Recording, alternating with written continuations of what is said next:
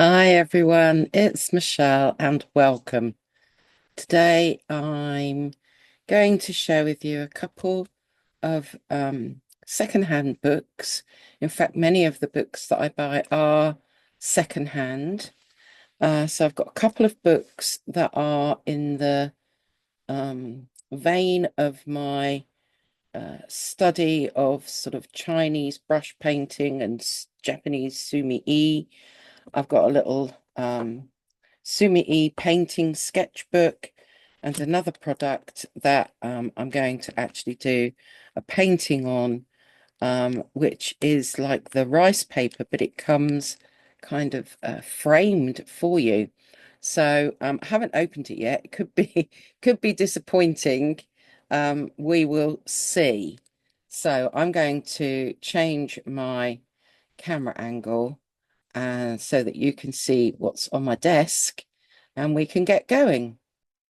So here I am. Let me just see whether some lighting is going to help us today or hinder us, as the case may be. Let's see how we go with that. Although this one's looking, could just be the cover. So I've got the traditional and contemporary Chinese brush painting by Chen Yang, using ink and water-soluble media. So we have that one to look at. We've also got this, you can see it's come from it's an old library book. I think I got this from World of Books, which is a second-hand bookstore. This is the sketchbooks of, now, let's see if I can say this, Hiroshige. Someone can correct me. Ando Hiroshige, Japanese artist, very famous Japanese artist. You can see this has come from a library. So I have those two books that we can have a look at. I've got this sketchbook, which is for Sumi-e painting, and isn't that lovely on the front? And then, last but by no means least, we have these with the rice paper in the middle. So let's make a start with the Chinese brush painting by Chen Yang. So Chen Yan lives and works in Cardiff, and he's been painting since childhood. He sells his work widely and demonstrates nationwide in exhibitions, fairs, and to art societies, bringing Eastern philosophy and traditional methods into his paintings. He's attracted much publicity and continues to work to commission, producing work that has been reproduced as cards and limited edition prints. Oh, this is not going to work. Hold on.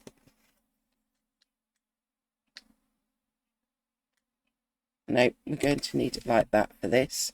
Okay, there. Now you can see that gorgeous painting, and I'm hoping you can see the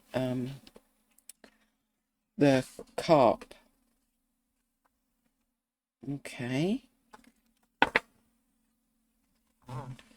So let's see, we've got an introduction, materials, getting started, calligraphy, demonstrations of the bamboo, the orchid, the plum blossom, peonies, chrysanthemum.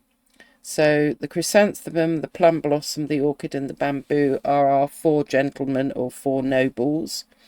Then we've also got peonies, we've got landscapes, spring river, cockerel, sparrow, swallow, horse, fox, cat and carp, and an index. So the Chinese brush painting came before the Sumi-e Japanese painting, in actual fact. It says you do not have to be an experienced artist to start Chinese brush painting. And this book has been written with that in mind, which is absolutely perfect for me.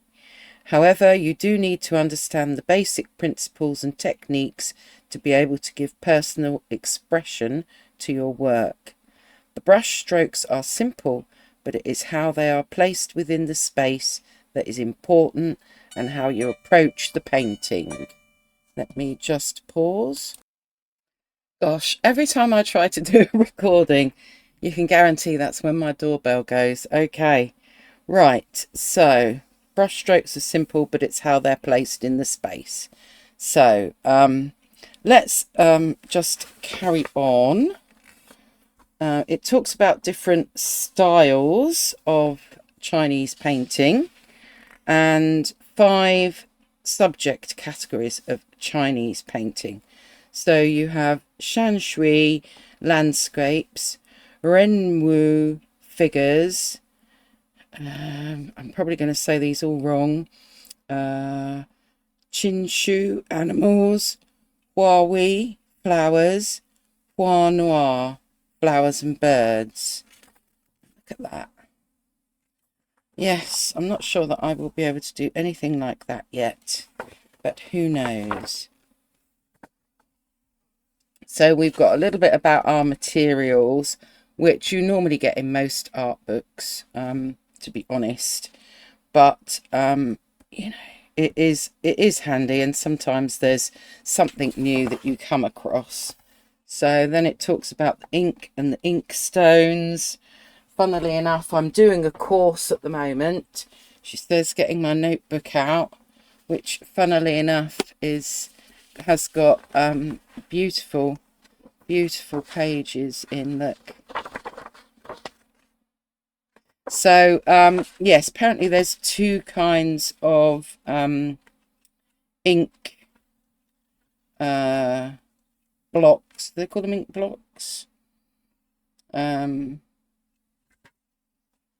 Ink sticks, sorry. So these ink sticks, and the Shenboku are bluish black with a matte finish, which gives a kind of a colder feel. They're made from the soot of the pine tree.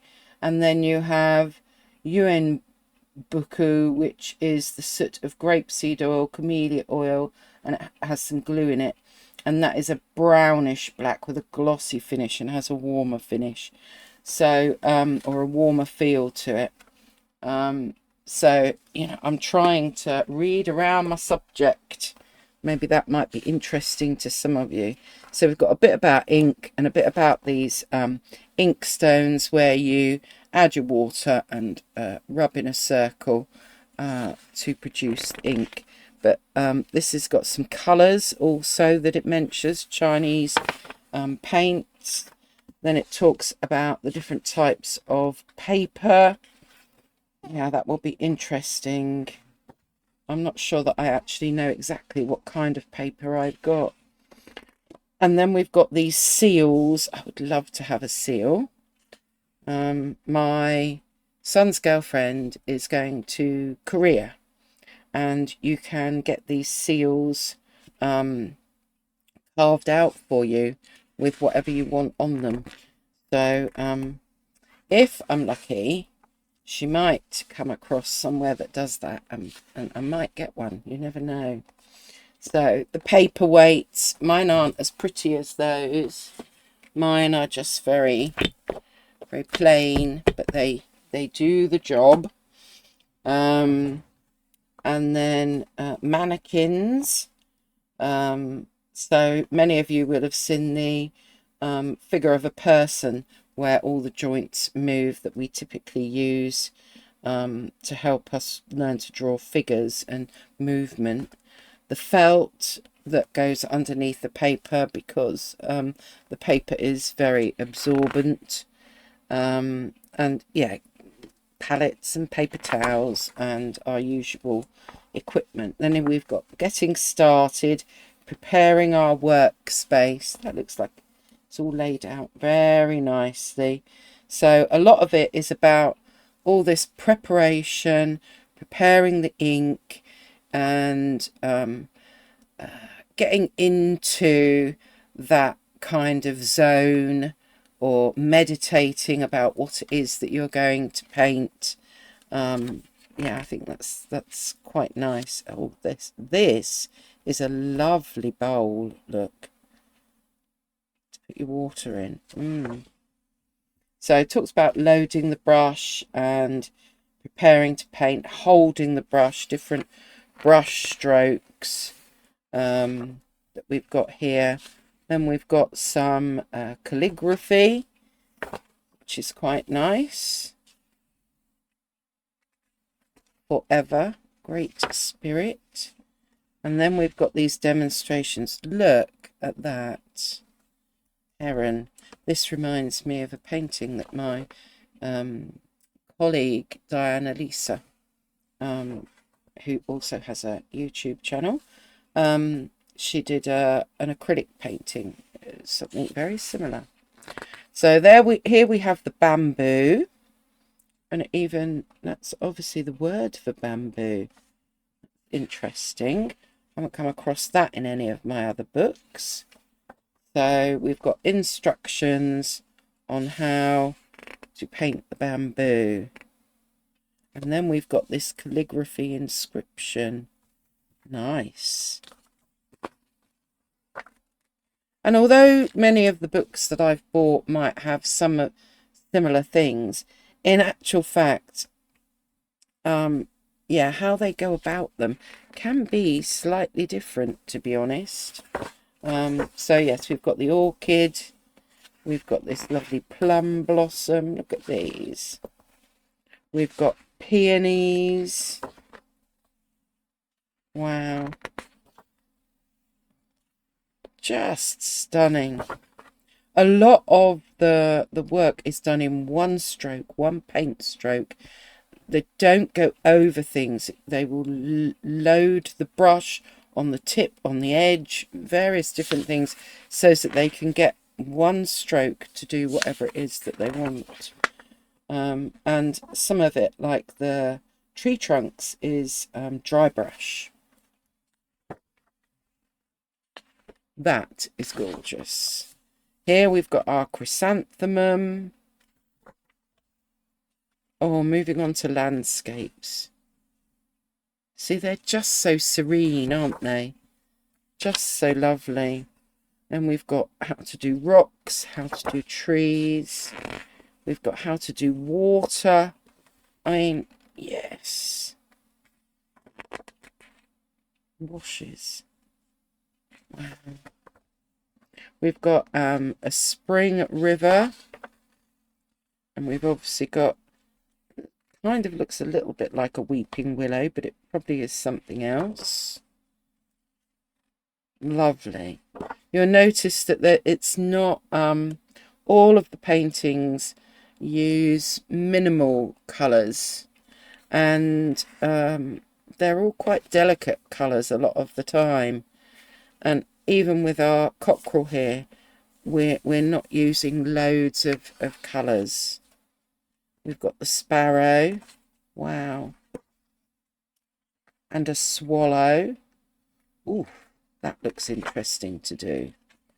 Oh, look. Here we go. Here's our heron. Beautiful. We've got a horse.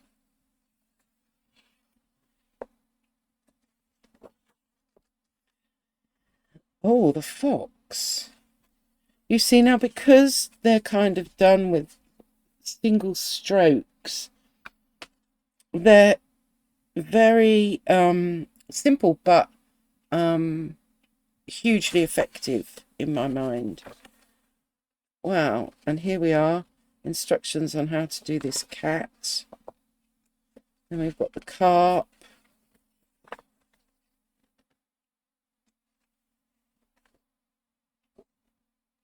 And I just love this kind of light blue with this splash of red. Really lovely.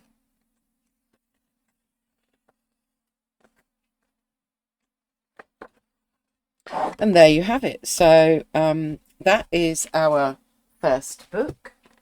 Let's move on to our second book, the sketchbooks of Hiroshige. Or let's hope I'm saying something like it.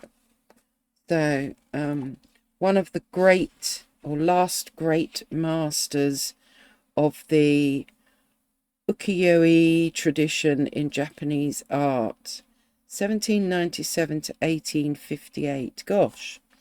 So, not with us anymore, definitely. Gosh, these might be quite rare pictures then, maybe. He was inspired by the magnificent landscape prints of Hokusai. More than any other artist of the ukiyo-e movement, he embodied the Japanese reverence towards nature and exhibited great sensitivity in depicting atmosphere and spectacular scenery. So at the age of 14, he entered the studio of woodblock artisan Utagawa Toyohiro. Yeah, I'm so sorry. Anyone out there that is Japanese is probably cringing. I really apologize. By 1812, he had assumed his mentor's name, signing his prints Utagawa Hiroshige, a regular practice that indicated the end of an apprenticeship. Oh, isn't that lovely? His prints are now in great demand. The charm of the woodblock print soon gained international attention. This volume reproduces the pencil and ink sketches and watercolours of his travels during the period of his greatest popularity. The remarkable sketchbooks provide a tantalising glimpse into the gifted and original artist's views of his native country. The first sketchbook depicts everyday scenes of workers and travellers, and the second offers episodes from classic Japanese folklore and fantasy. Hiroshige stands out among Japanese printmakers for his representation of both the ordinary person's experience of the Japanese landscape and the multitude of moods that accompany the tasks of everyday life. Okay, so these are sketches and they are all named, but let's just go through, and they've been given a number at the top here.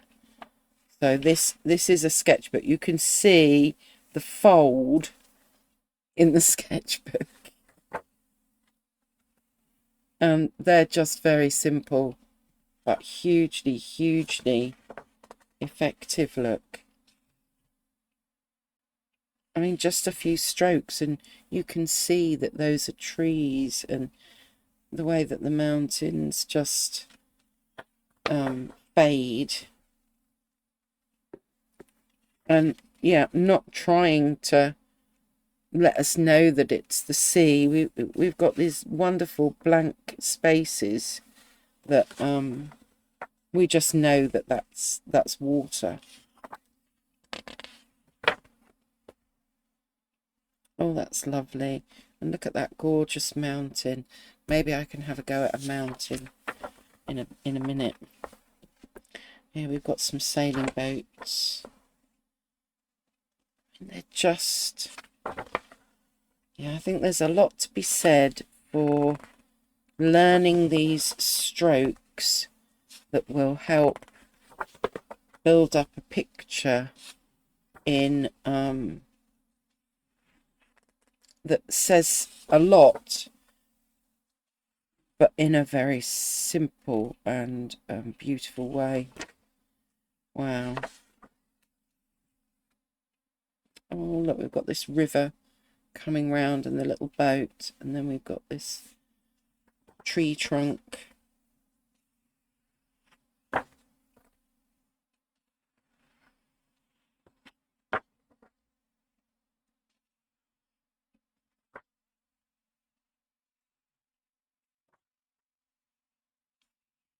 And here we have all these, they're people going about their everyday tasks at that particular time. So the typical kind of clothing that they would have been wearing when he was observing them. You see, look how effective that is, and it's just tones. Here we have our second volume, and this is more of the everyday tasks and everyday people going about their lives. And you have to understand these are sketchbooks. These were not necessarily finished pieces of work. It was where he was capturing what he wanted to capture. I love the fact that there is some colour, but not loads of colour. That one is gorgeous. The little cat chasing the string. Wow. Oh, and I love the expressiveness of the brush here.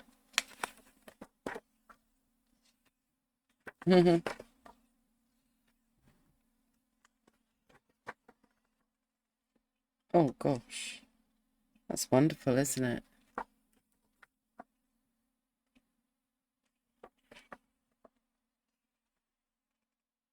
Hmm.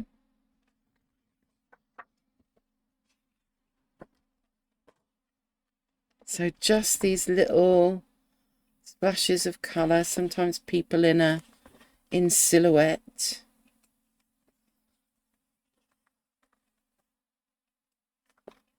That's beautiful. Looks like she's about to wash her feet or something, maybe. So there we go. I think that gives you an idea. But what I'm hoping is that these two books are going to help to inform me on how I want to capture things when I'm out and about. Maybe I can have fewer strokes, but strokes that say something. That's what I'm hoping.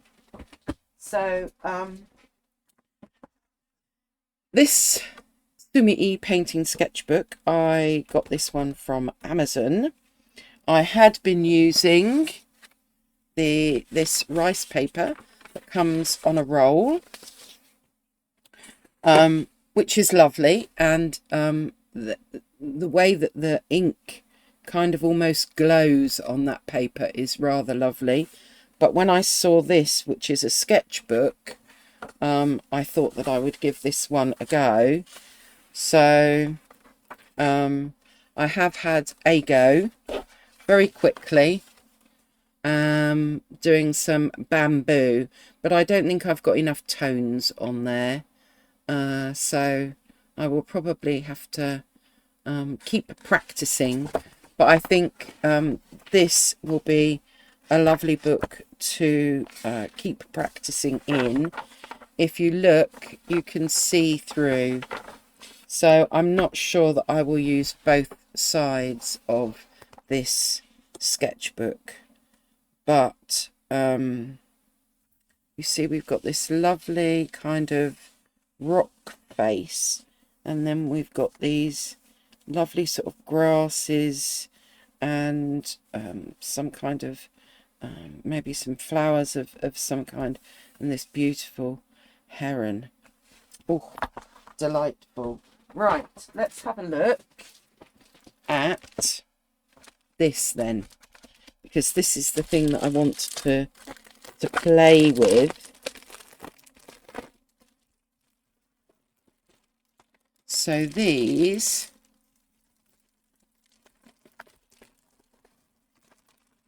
okay. So just get rid of that package. So we've got some that are circles and some that are squares. Maybe I'll start with a circle. They're going to be the same thing. So if I can get the end. There we go.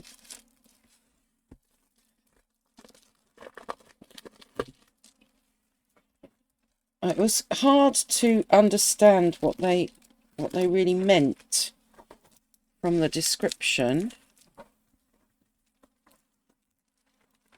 Oh, got stuck again. Right, let's pull you out. That just went. Oh wow! So I tried to mount. In fact, I will quickly run and get it.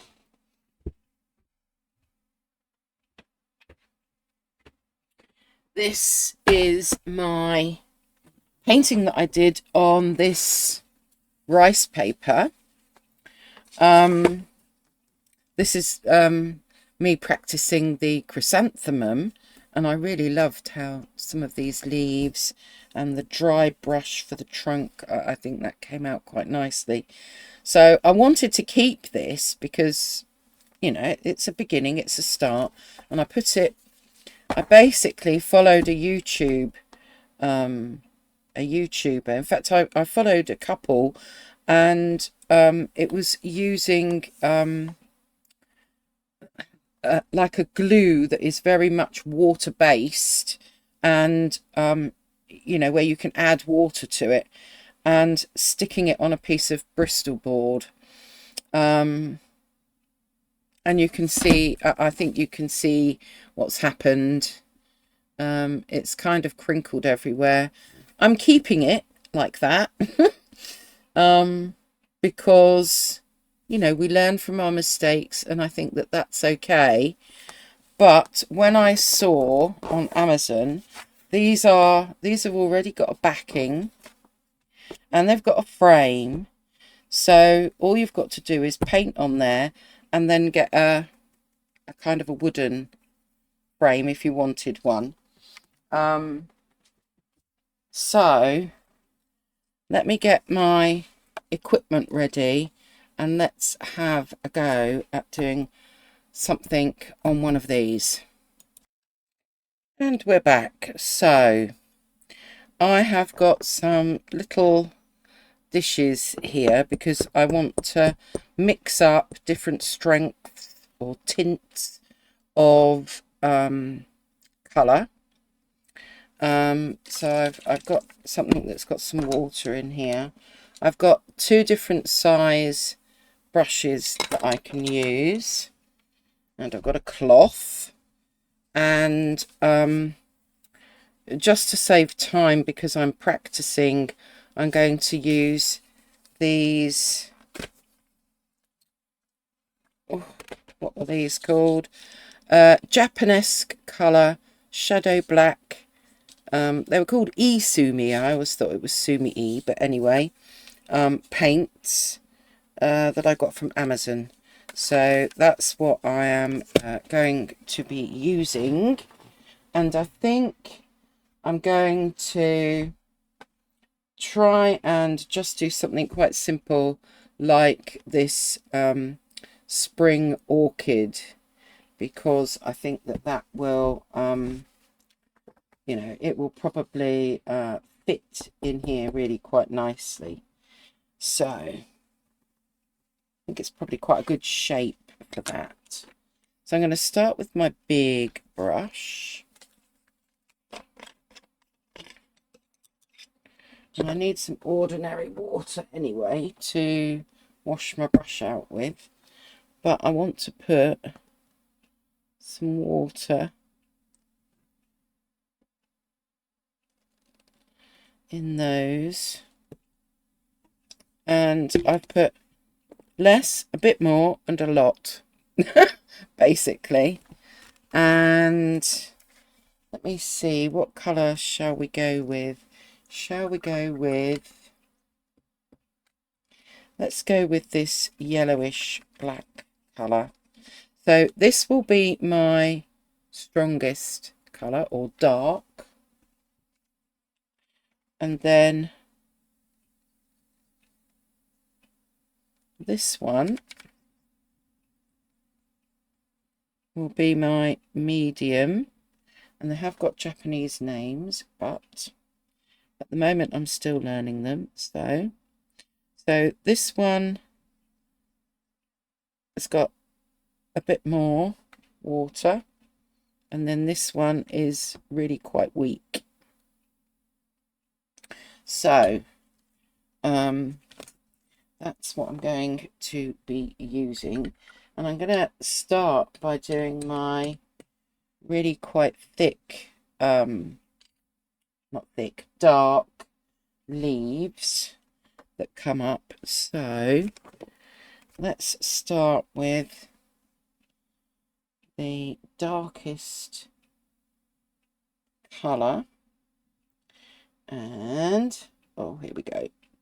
Now then, I've got to hold this right. So to do more sweeping movements, we put our 2 fingers and our thumb, and I don't know if I can show this, and then these 2 are at the back, and we're going to make the movement with our whole arm, basically. So let's get 1 in, and then we need a second one coming round,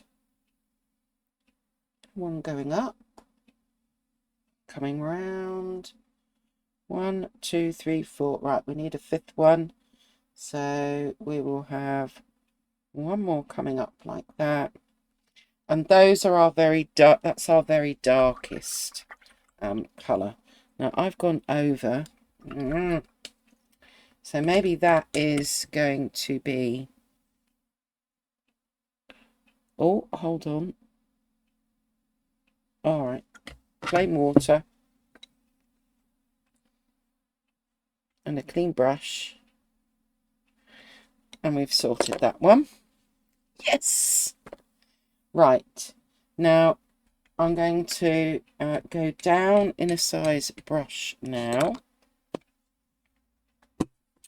So let's get my smaller brush, and I want to get the orchids in. So I'm going to use my yeah, let's go for not the lightest but lighter colour, and we'll have one that's coming here. No, that's too light, isn't it? Let's go with this one. Better to go too light than too dark.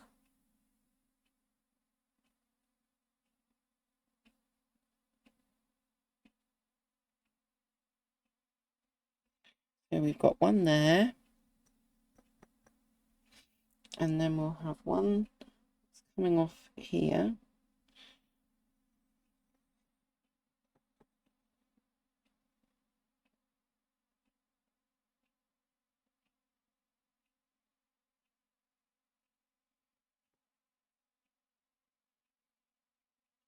And we'll have a 3rd one because we want to be working in odds. Oh, and I've got, yeah. When we're doing things that are smaller and tighter, then we just have 1 finger and thumb and the 3 at the back, and we can go down further depending on how much detail we want to give it.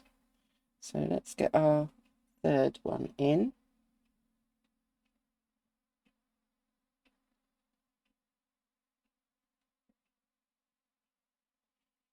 There we are. And we also need like a, I don't really know what you'd call it, but this little bit that's coming out. Okay. Now we need to get our stems in. So we can bring the stem down, and then this one can go round a bit. Okay, so now let's get some little grasses in at the bottom and vary the strength of that. And in fact, those little dots that I was doing, they need to be darker.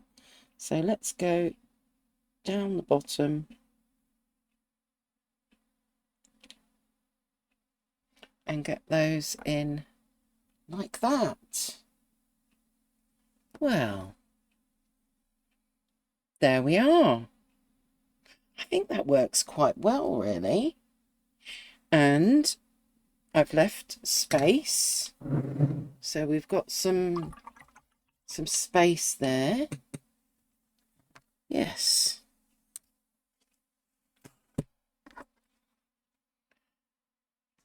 Let's dry that.